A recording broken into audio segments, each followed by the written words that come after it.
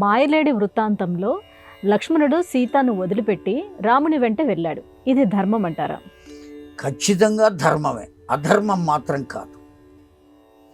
ఇక్కడ రెండు అధర్మాలు సీతమ్మ చేసింది.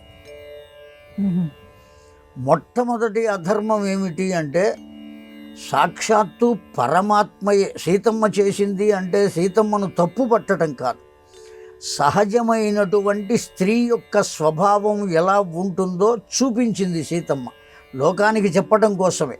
ఆ సీతమ్మ సాక్షాత్తు పరబ్రహ్మమే తన భర్త అయినటువంటి రామచంద్రుడు. ఆ విషయం సీతమ్మకు ఖచ్చితంగా తెలుసు. సాక్షాత్తు లక్ష్మీదేవి యొక్క స్వరూపమే సీతమ్మ అయినప్పుడు రామచంద్రుడు నారాయణుడు అన్న సంగతి తెలియకుండా ఉంటుందా? సాక్షాత్తు పరాత్పరుడే రామచంద్రుడు. తన భర్త పరాత్పరుడు అని తెలిసిన ఒక సాధారణమైన అనుచితమైన రూపంలో ఉన్న బంగారు లేడిని అడగటం అనేటువంటిది అధర్మం. అంత పరమాత్మయే తనవాడైనప్పుడు బంగారు లేడిని అడుగుతుందా?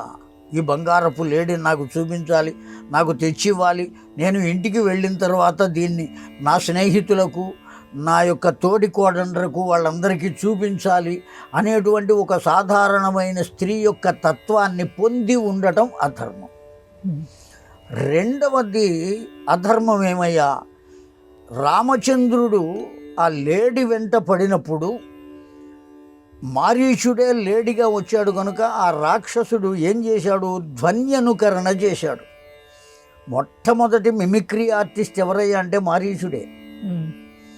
ఆ ధ్వనిని అనుకరణ చేశాడు. ఎవరి ధ్వనిని అనుకరణ చేశాడు? రామచంద్రుని యొక్క ధ్వనిని. ఆ ధ్వనిని మాత్రమే అనుకరణ చేయడం కాకుండా హా సీత, హా లక్ష్మణ అని ఆశ్రమంలో ఉన్న వీళ్ళిద్దరినీ తలుచుకున్నాడు. ఈవిడకు, ఈ సీతమ్మ తల్లికి భ్రమ కలగటం కోసం ఆ భ్రమలోకి చేరుకోవటం అనేటువంటిది కూడా అధర్మం. ఈ రెండు ఎందుకు చేసింది అంటే రావణ సంహారం జరగాలి కనుక. రావణ సంహారం అనేది ఖచ్చితంగా జరగాలి. అతడు రాక్షసుడు.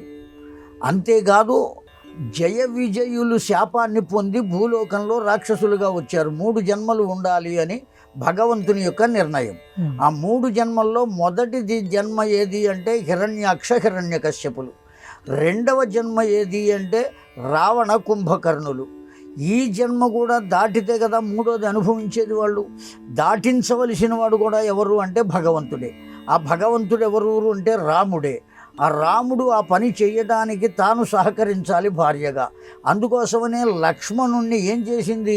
నువ్వు వెళ్ళవయ్యా అని చెప్పింది. ఆవిడికి తెలుసు, అరిచింది ఎవరో, సీతమ్మకు తెలియక కాదు, తెలిసే నీవు వెళ్ళవయ్యా, మీ అన్నగారికి ఏదో ప్రమాదంగా ఉన్నది.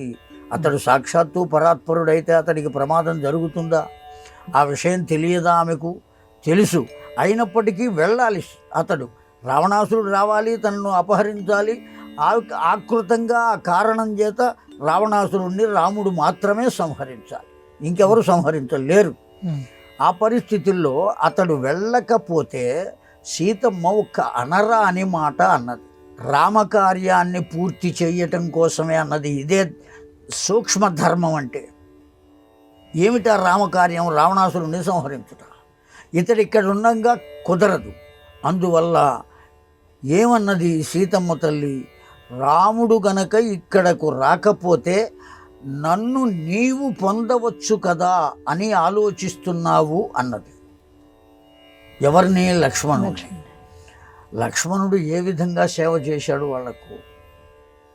ఆ సీతమ్మ తల్లి ఆభరణాలు సుగ్రీవుడు చూపిస్తే రామచంద్రుడు అవి చూడలేక లక్ష్మణునకు ఇస్తే లక్ష్మణుడు ఏం చెప్పాడు? నాహం జానామి కేయూరాణి, నాకం జానామి వివిధై ఆభరణాన్ని, అహమపి జానామి నూపురాణి, నిత్యం పాదాభివందనం అన్నాడు. అంత గొప్ప క్యారెక్టర్ అది. అన్నా, నా వదినమ్మ ధరించేటువంటి ఇతరమైన నగలేవి నాకు తెలియదయ్యా, కాళ్లకు పెట్టుకునేటువంటి ఆ అందెలు పట్టీలు మాత్రమే తెలుసు నాకు.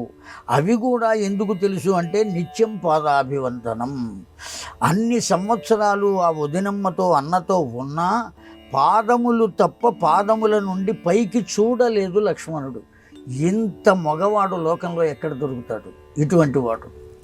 కనుక ఆ లక్ష్మణుణ్ణి అటువంటి మాట సీతమ్మ ఎప్పుడైతే అన్నదో ఆ మాట భరించలేక ఈ మాట బయటికి తెలియకూడదు అనే ఉద్దేశంతోనే ఏమైనా సరే సీతమ్మ తల్లిని ఎలా రక్షించుకోవాలో అలా తర్వాత రక్షించుకుందాం అనే భావనతో లక్ష్మణుడు వెళ్ళిపోయాడే తప్ప అధర్మం చెయ్యాలి అనే ఉద్దేశంతో కాదు.